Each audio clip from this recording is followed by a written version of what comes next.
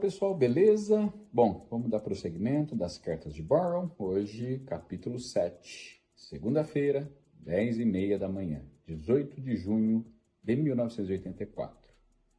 Caro Bond, vamos voltar diretamente ao assunto de se tornar um estudante de mercados, especialmente de listas de correspondência. Minha última carta lhe deu uma visão inicial do que faz uma lista responder melhor.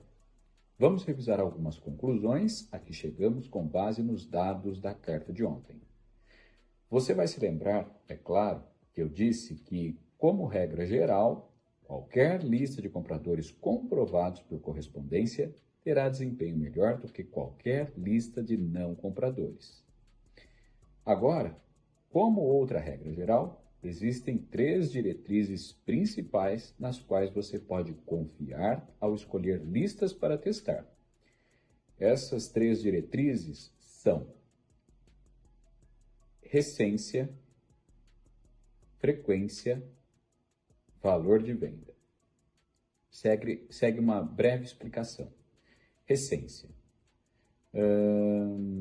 Quanto mais recentemente uma pessoa comprou por correspondência algo semelhante ao que você está vendendo, mais receptiva ela será à sua oferta. Pegue-os enquanto ainda estão quentes. Na verdade, sempre verifique se a lista que você está analisando possui hotline buyers e veja se pode alugá-los antes de qualquer outra pessoa. Hotline buyers são os compradores mais recentes de todos. Às vezes, são compradores dos últimos 90 ou até 30 dias. Esses nomes são prospects exatamente ou extremamente bons. Frequência. Quanto mais frequentemente uma pessoa compra determinado tipo de produto, maior é o seu desejo por esse tipo de produto ou serviço. Isso faz todo sentido. Se você está vendendo um livro sobre mergulho, encontra uma lista de pessoas que já compraram vários outros livros sobre mergulho, então você sabe que essa pessoa está interessada no assunto e provavelmente será um bom prospect para comprar o seu livro. Valor da venda. Mais uma vez temos uma diretriz que simplesmente faz sentido. Afinal, uma pessoa que recentemente pagou $100 por um frasco de pílulas para dieta provavelmente é um prospect mais quente para produtos de dieta do que alguém que pagou apenas $10 por um frasco semelhante. Sabe, bom do dog, as pessoas nem sempre colocam seu dinheiro onde colocam suas palavras, mas quase sempre colocam seu dinheiro onde estão seus verdadeiros desejos. Essência, frequência e valor da venda. Todas são boas diretrizes para avaliar uma lista de compradores por correspondência. E, na minha opinião, das 3, a recência é de longe a mais importante. Agora vamos discutir outras formas de descobrir o que as pessoas gostam de comprar por correspondência. Além das listas de correspondência, existem várias publicações chamadas quentes no mercado de mail order. São jornais e revistas onde empresas de marketing direto anunciam repetidamente. Você deve descobrir quais são essas publicações, conseguir cópias delas e se tornar muito familiarizado com elas. Preste atenção no conteúdo editorial e especialmente nos anúncios de venda direta que aparecem nelas.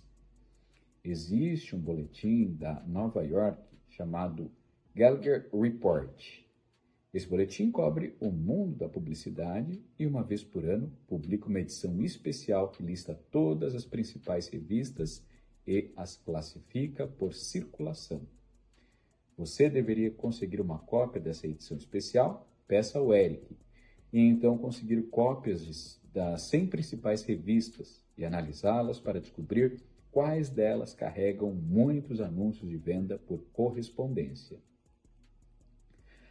Acabei de voltar de uma visita com você, Kelvin, Blade e Z, e talvez uma pequena digressão neste ponto seja útil. Z, como você certamente concordará, provavelmente sente um certo alívio, porque, por causa das circunstâncias, acabou conseguindo fazer o anúncio do jeito que ela queria. É realmente uma pena para ela.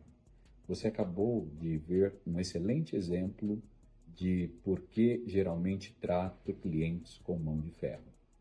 Z fez a mesma coisa quando teve seus outros anúncios escritos por outras pessoas. E esses anúncios foram um fracasso total. Se eu estivesse na rua, teria lidado com essa situação de forma totalmente diferente. Na verdade, depois de cerca de 5 minutos, eu teria dito para ela desaparecer e que ela saísse da minha frente ou então escrevesse seu próprio anúncio. A lição aqui é sobre controle. Você consegue imaginar o desastre que seria se um paciente dissesse ao cirurgião como fazer a cirurgia? Ou se um atleta dissesse ao treinador como fazer o seu trabalho? Eu poderia continuar falando disso por muito e muito tempo. Mas não é ridículo? Um cliente me paga muito dinheiro para escrever um anúncio e depois quer me dizer como escrevê-lo. Isso acontece o tempo todo, mas não comigo, pelo menos não quando estou do lado de fora. Veja, parte da razão pela qual sou tão requisitado é porque sou muito cabeça dura. Os clientes, embora nunca admitam isso, geralmente se sentem aliviados quando alguém assume uma postura tipo: não ouse mexer na minha copy.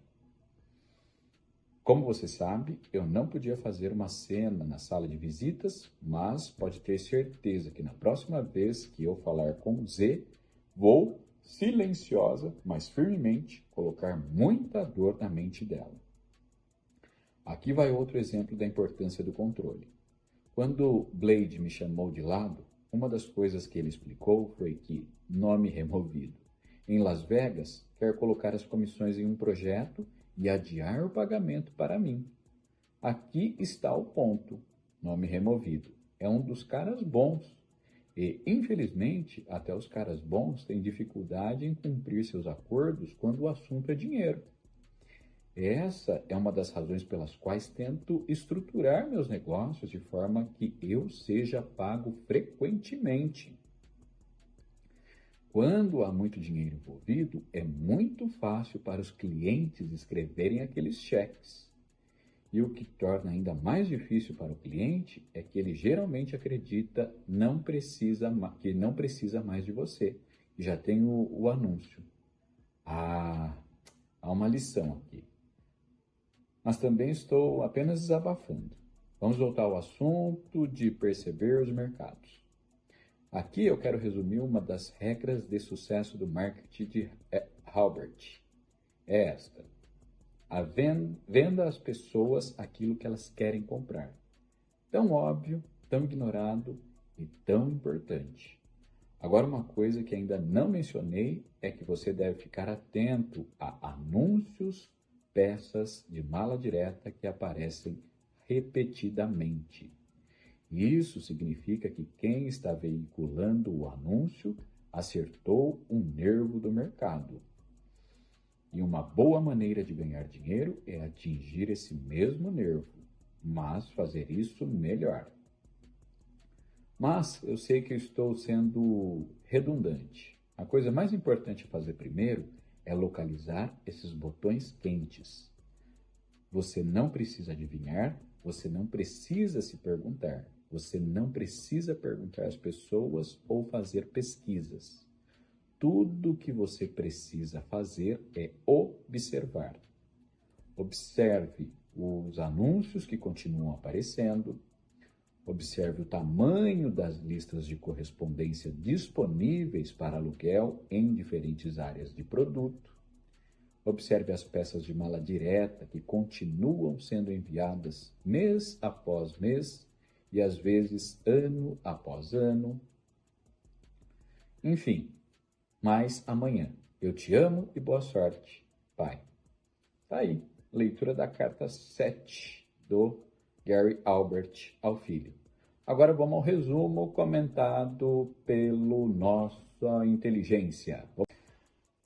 como é possível mapear milimetricamente o que as pessoas querem comprar, descobrir os desejos mais inconfessáveis delas, sem nunca enviar um formulário de pesquisa ou fazer uma única pergunta direta a elas? É. Soa como uma premissa quase absurda de início, né? Totalmente. Mas é exatamente essa a promessa do material incrível que a gente tem hoje. Nós vamos fazer um mergulho profundo no capítulo 7 de um documento que é lendário nos bastidores do marketing, as Cartas de Boron. Nossa, esse texto é um clássico absoluto. Sim, especificamente a gente vai analisar uma correspondência muito peculiar. Ela foi escrita numa segunda-feira, 18 de junho de 1984, às 10h30 da manhã. É um texto bem direto, cru, sem filtros, de um pai para o filho dele, o Bondo. Que ele chama carinhosamente de Bondodog no texto. Exato, Bonodog. E a nossa missão nessa investigação de hoje é extrair as pepitas de ouro mesmo, a essência sobre o comportamento humano, as engrenagens da resposta direta e a psicologia complexa do controle profissional. O peso desse material está justamente na brutal atemporalidade dele.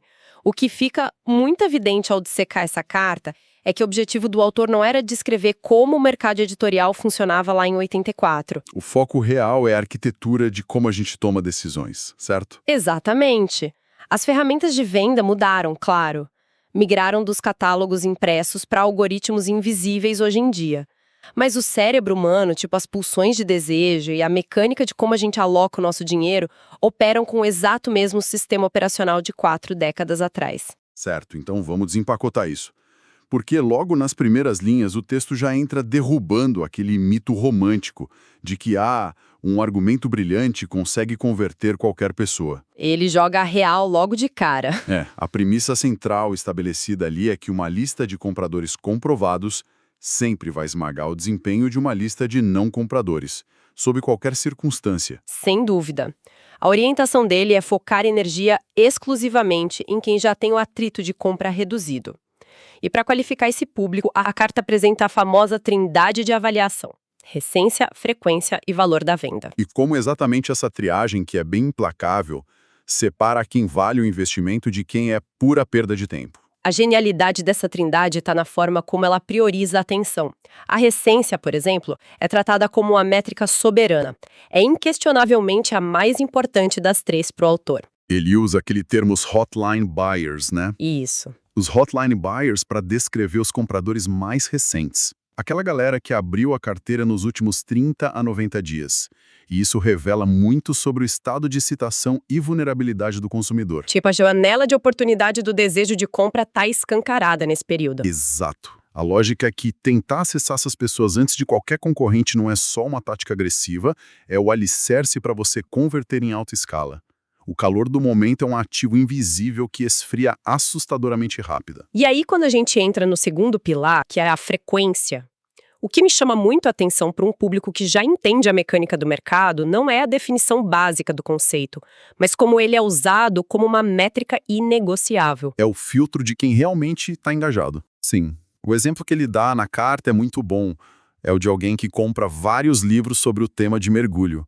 O que esse padrão sinaliza estrategicamente, além do óbvio interesse no esporte? Sinaliza a formação de um comportamento crônico e isso elimina completamente a necessidade de aquecimento por parte de quem está vendendo. A pessoa já está pronta. Totalmente pronta. Uma pessoa que consome o mesmo tema repetidas vezes está praticamente gritando para o mercado que a solução que ela busca ainda não foi atingida. Ou então que a paixão dela por aquele nicho oblitera qualquer barreira mental. Não tem mais aquela fricção da primeira compra, né? Nenhuma. Em termos de alavancagem estratégica, o anunciante não precisa gastar um único centavo educando esse indivíduo sobre a beleza ou a importância de mergulhar. O orçamento que iria para a persuasão básica vai todo para construir uma oferta irrecusável. O que nos leva perfeitamente ao terceiro pilar, o valor da venda. E isso consolida essa leitura comportamental de um jeito fascinante. O cenário que o material propõe compara alguém que pagou só $10 num frasco de pílulas de dieta com alguém que investiu $100 num produto semelhante. Ambos dentro do mesmo período de tempo. Isso. E a nossa intuição destreinada diria logo de cara que quem gastou menos tem mais dinheiro sobrando na conta para uma nova compra. Mas a análise do autor vira essa lógica de cabeça para baixo, não vira? Vira completamente. O que é fascinante aqui é que o nível de dor ou a profundidade do desejo por uma solução é quantificado pela dor financeira que a pessoa se dispôs a suportar. Quem desembolsa $100 por um frasco de pílulas está declarando o quê? Está declarando que a urgência de resolver aquele problema é gigantesca.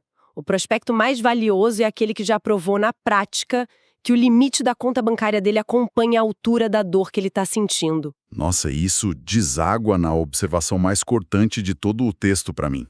É uma frase que serve de bússola real para qualquer estrategista. A constatação de que as pessoas nem sempre colocam o dinheiro onde colocam as palavras. Mas quase sempre colocam o dinheiro onde estão seus verdadeiros desejos. Essa frase merecia ser emoldurada em qualquer sala de reunião. Não colocam o dinheiro onde colocam as palavras, mas onde estão os verdadeiros desejos. É de uma clareza fria absoluta. É o choque de realidade entre o discurso e a prática. Exato. O discurso socialmente aceitável que a gente usa em público e o histórico secreto do nosso cartão de crédito raramente contam a mesma história. E acho que isso serve de ponte perfeita para a regra de sucesso em marketing de Halbert, que ele introduz logo na sequência. A famosa regra: venda às pessoas aquilo que elas querem comprar. Lendo assim, parece quase uma piada de tão simples. O próprio texto reconhece que é uma verdade óbvia, mas que é massivamente ignorada. E é vital. O abismo entre entender essa regra e realmente executá-la é onde as fortunas são feitas ou dizimadas no mercado. Mas a grande armadilha na qual a maioria cai é tentar descobrir o que o público quer comprar através de perguntas, né? Sim, e o conselho prático que ele dá para o filho ali soa radical até para os dias de hoje. Ele manda banir completamente as adivinhações e principalmente proibir a pesquisa de opinião tradicional. Eu confesso que fiquei chocado com essa parte de abolir pesquisas num primeiro momento. Mas à luz daquela diferença entre o que as pessoas dizem e onde elas gastam, faz todo sentido. Faz. Porque nada de questionários, nada de grupos focais tentando medir intenção.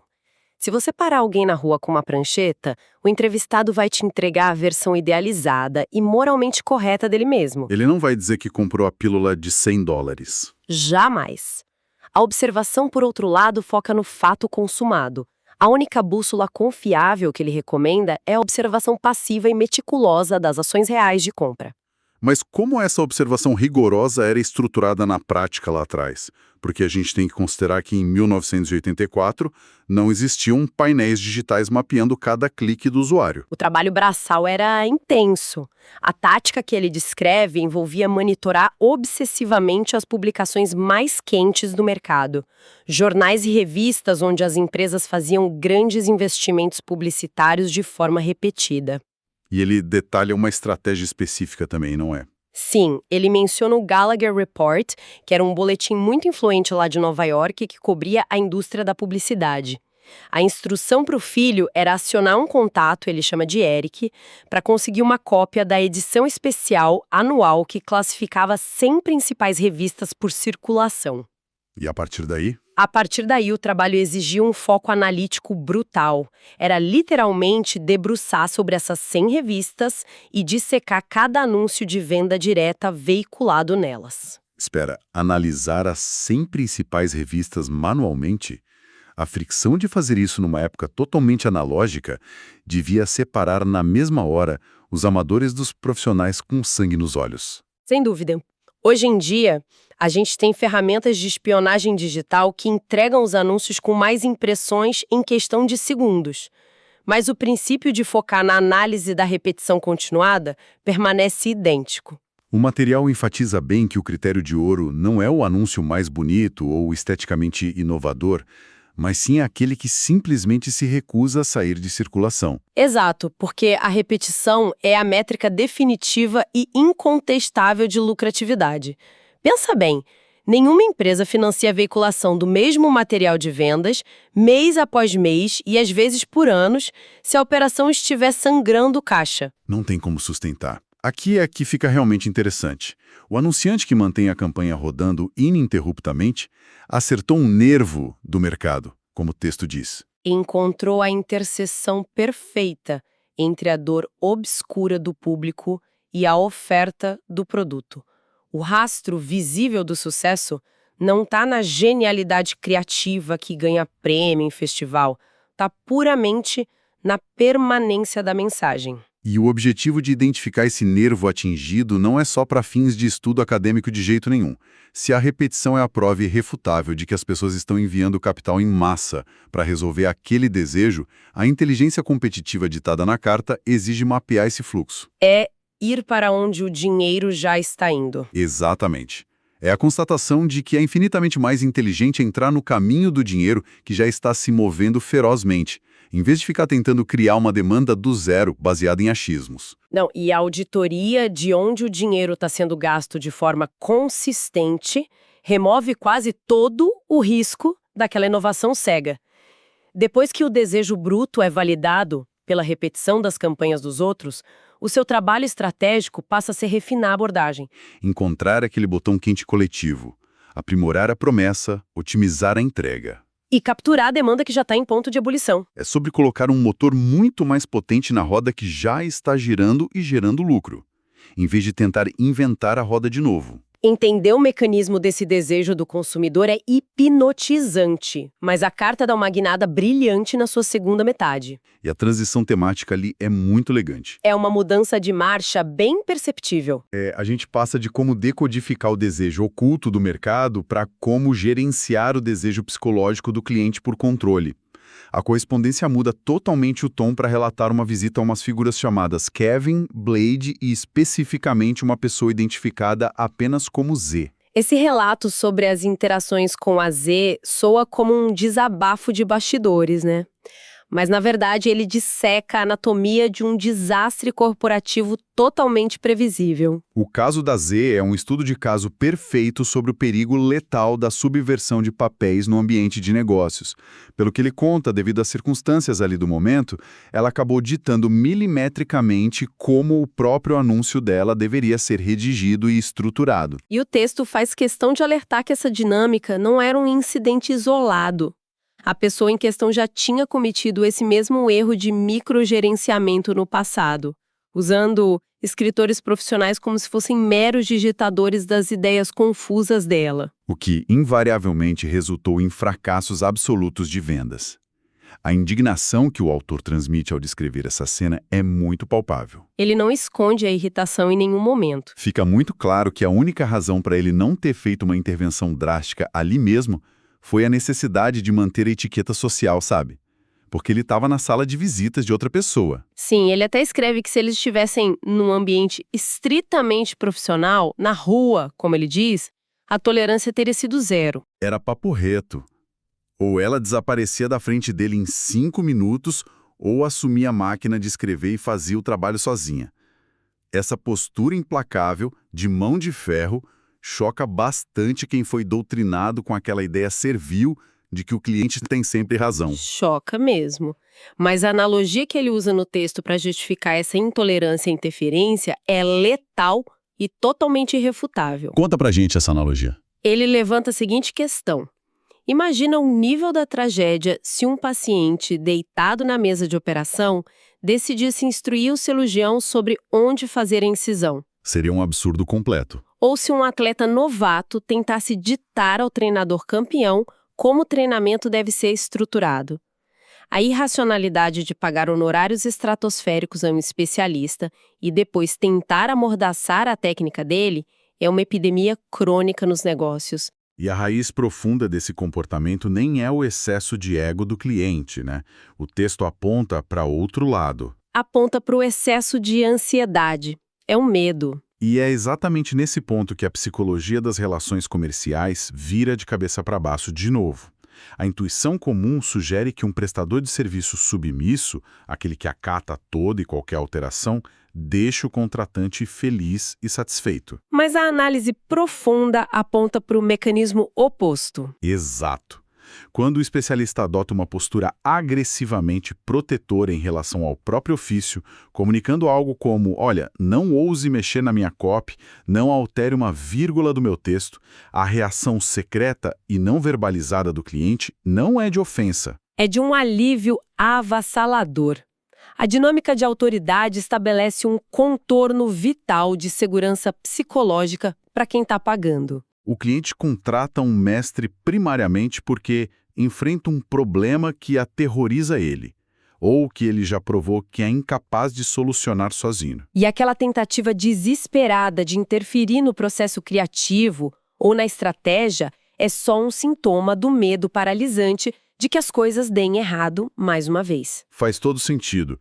No instante em que o profissional estabelece um limite de concreto armado ali e assume o controle total e inegociável do projeto, ocorre uma transferência imensa de carga emocional. O cliente finalmente pode respirar aliviado. Ele fica amparado pela certeza de que um adulto competente, que realmente domina o ofício, tomou o leme da situação. A imposição da autoridade cura a ansiedade. Ser o especialista em qualquer área, então, exige performar e sustentar essa autoridade ininterruptamente. E essa necessidade absoluta de controle não para só na blindagem da copy ou no desenho da estratégia. Não, ela avança com a mesma severidade para o momento mais sensível de qualquer relação comercial, o fluxo do dinheiro. Nossa, sim. A história envolvendo o personagem Blade e um cliente lá da cidade de Las Vegas ilustra um pesadelo corporativo clássico. Esse cliente queria postergar o pagamento atrelando as comissões devidas a um projeto totalmente incerto lá no futuro. E o detalhe crucial que o texto sublinha é que esse cliente de Las Vegas não era um vigarista. Ele era considerado pelo autor como um dos caras bons. Se conectarmos isso ao cenário geral, o pragmatismo cínico dessa lição é o que a torna tão indispensável para quem está ouvindo a gente. A crença ingênua de que apenas clientes mal intencionados dão calote, pedem descontos abusivos ou atrasam pagamentos é uma ilusão que destrói carreiras. A dura realidade anatômica dos negócios é que quando as cifras envolvidas ficam muito altas, até mesmo as pessoas com o melhor caráter sentem uma paralisia. É uma dificuldade quase física na hora de preencher e assinar os cheques. O dinheiro em grande volume cria um campo de distorção de realidade, uma gravidade própria que afeta todas as partes envolvidas, independente de quem seja. A dissecação da mente do cliente no momento do pagamento é brutal de tão precisa nesse texto. A resistência mental em liberar o capital se multiplica exponencialmente no exato milissegundo em que o trabalho é entregue. Assim que a campanha é finalizada, a solução técnica ou o texto perfeito está fisicamente nas mãos do cliente, a percepção desesperada de necessidade evapora no ar. Ele olha para o material pronto na mesa dele e começa a racionalizar. Quase inconscientemente, ele pensa que o profissional que criou aquilo já não é mais tão essencial assim para o futuro da empresa. O senso de urgência morre instantaneamente na entrega. A partir desse diagnóstico cirúrgico sobre o comportamento humano, a estrutura do modelo de negócios precisa ser blindada contra essa hesitação natural. Qual é a conclusão que o texto tira disso? A obrigatoriedade de desenhar contratos e acordos onde o pagamento seja exigido de forma frequente ao longo do desenvolvimento ou integralmente garantido antes da entrega da versão final. Depender da boa vontade de um grande pagamento lá no encerramento do ciclo, quando o cliente já detém todo o valor gerado nas mãos e a dor aguda já passou, é um erro primário. É um erro de amador. O controle rigoroso do fluxo de caixa é a última fronteira da autoridade profissional. É uma masterclass absoluta sobre sobrevivência e dominância no mercado. A gente vê a intenção fria e calculada de tratar a personagem Z e qualquer outra pessoa com uma firmeza silenciosa, aplicando uma pressão psicológica para reafirmar quem dita as regras do jogo. A lição imutável é que profissionais de altíssimo nível não se tornam reféns das emoções instáveis, dos palpites sem embasamento ou da covardia financeira de quem os contrata. Fazendo um resumo do valor que a gente tirou dessa análise hoje. Em poucos minutos, fomos de 1984 até os dias de hoje, construindo um modelo mental muito sólido. Começa com a percepção de que os compradores recentes são o alvo supremo. E passa pela compreensão de que observar a repetição das ações e para onde o dinheiro flui vale muito mais do que ouvir opiniões. Coroando tudo isso com a percepção de que a habilidade técnica não serve de nada se o profissional não tiver a mão de ferro para gerenciar a ansiedade do próprio cliente. É o ato de olhar para o mercado sem utilizar nenhuma lente romântica. O sucesso no mundo real deixa rastros financeiros pesados. Não deixa opiniões educadas em formulários de múltipla escolha.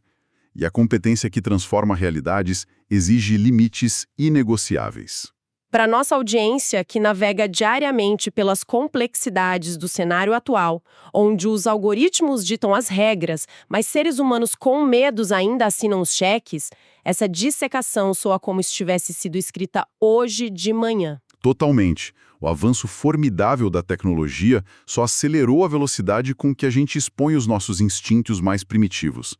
A inteligência de priorizar quem tem ação recente de compra e a coragem de proteger a própria expertise contra microgerenciamento são atemporais. São os princípios que imunizam qualquer criador contra a histeria e a volatilidade do mercado. Então, o que significa tudo isso quando a gente tira a lente dos negócios e aponta para a nossa própria vida? Eu quero propor uma reflexão instigante, uma provocação final para quem está nos acompanhando mergulhar ainda mais fundo depois que a gente terminar aqui. Vamos lá. Vamos fazer um experimento mental fundamentado nessa premissa avassaladora de que o dinheiro revela sem pudor aquilo que as palavras tentam esconder e que a repetição desenha os nossos botões quentes emocionais. Certo. Imagine o seguinte cenário.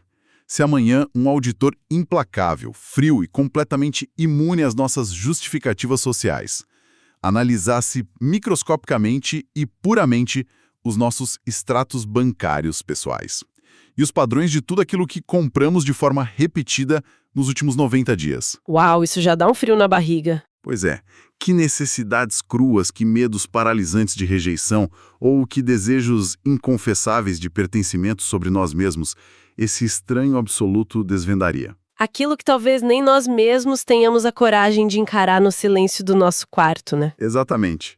É uma ideia que incomoda profundamente, que tira a gente do eixo, mas que carrega a mais pura e cristalina verdade sobre a essência de quem realmente somos por trás das máscaras. Que investigação fenomenal nós tivemos hoje. Com certeza. Fica esse pensamento cortante para a gente levar adiante e ruminar. Muito obrigado pela companhia incrível e pela atenção valiosa de todos que acompanharam esse mergulho. Até o nosso próximo encontro pelos labirintos ocultos da informação e do comportamento.